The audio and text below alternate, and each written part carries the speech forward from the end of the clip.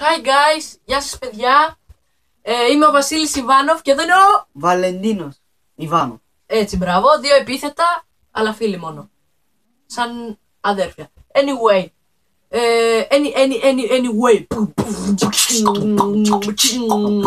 Anyway, stop it's here. Τέλος πάντων, σας είχα πει εχθές, ή προχτές κυριολεκτικά, με αυτό το τραγούδι δεν ξέρω, το μυαλό μου έχει γίνει και δεν θυμάμαι τι κάνω. Anyway, σας είχα πει ότι σήμερα θα είναι,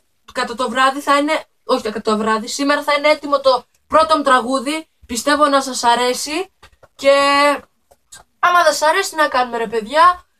Το λένε οικονομική κρίση, κοιτάξτε που καταντήσαμε με το 50 λεπτό.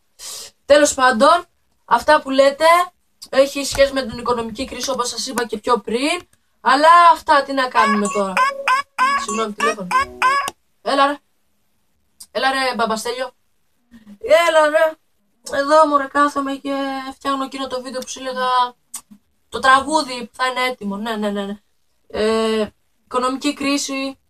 Ναι, θα έχει σχέση. Ναι. Μου κλείνεις γιατί έχω δουλειά ρε μάγκα. Εντάξει, έλα. Μάλλον με παίρνεις τέτοια ώρα να μότο. Λοιπόν, παιδιά, πριν, άμα σας αρέσει αυτό το τραγούδι, γράψτε μου στα comments, κάντε ένα like, subscribe και άμα ειδικότερα σας αρέσει, γράψτε μου στα comments ότι σας αρέσει και θα κάνω και άλλο τραγούδι που θα το ξέρω απ' έξω αυτή τη φορά και θα είναι τελείως διαφορετικό. Λοιπόν,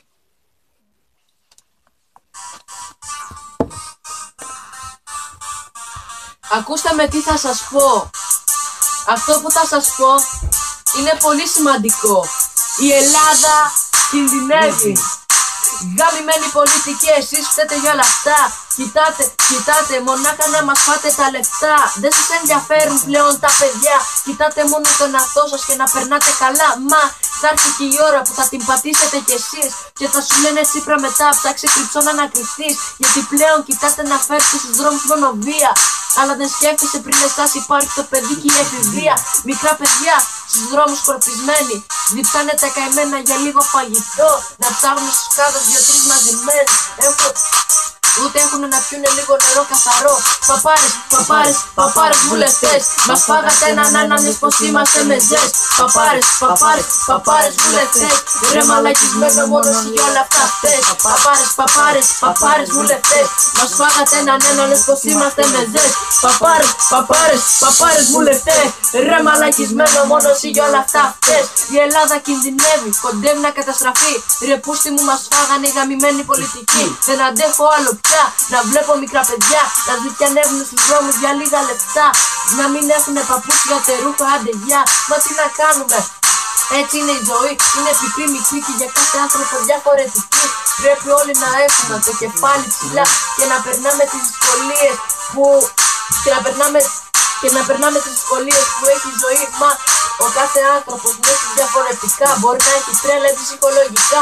Πλέον η Ελλάδα έχει καταντήσει αηδία. Γαμώ τους πολιτικούς που μας έκανε μαλακία. Πολλοί ανθρώποι πεθαίνουν από την πείνα. Να γαμίσουν όλους τους πολιτικούς με καραμπίνα. Τι να ασχολούνται μαζί τους, είναι κουτί. Κάθομαι και τους βλέπω πως γαμιούνται από τη TV. Τι άλλο να σας πω για αυτούς τους γαμημένους ρε μ' ακούς. Ακούστε με καλά τι θα σας πω. Θα σταματήσω να μιλάω για αυτούς, είναι μαλακία και βαρετό. Παπάρες βουλευτές, μας φάγατε λες πως είμαστε μεζές. Παπάρες βουλευτές, ρε μαλακισμένο μόνο εσύ για όλα αυτά φταίς. Παπάρες βουλευτές, μας φάγατε λες πως είμαστε μεζές. Παπάρες βουλευτές, ρε μαλακισμένο μόνο εσύ για όλα αυτά φταίς. Λοιπόν, κλείστο. Πιστεύω το τραγούδι να σας άρεσε παιδιά, κυριολεκτικά. Εμένα πάντως μου αρέσει και του φίλου μου, δικιά σας γνώμη. Γράψτε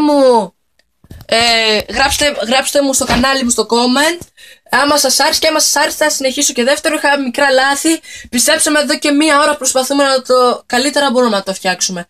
Σας ευχαριστώ πολύ που μας είδατε. Γράψτε στα comments άμα σας αρέσει, κάντε like, subscribe και άμα σας αρέσει γράψτε στα comments για να κάνω και άλλο τραγούδι και θα είναι τελείως διαφορετικά και θα το θυμάμαι απ' έξω. Σας ευχαριστώ πολύ, γεια σας.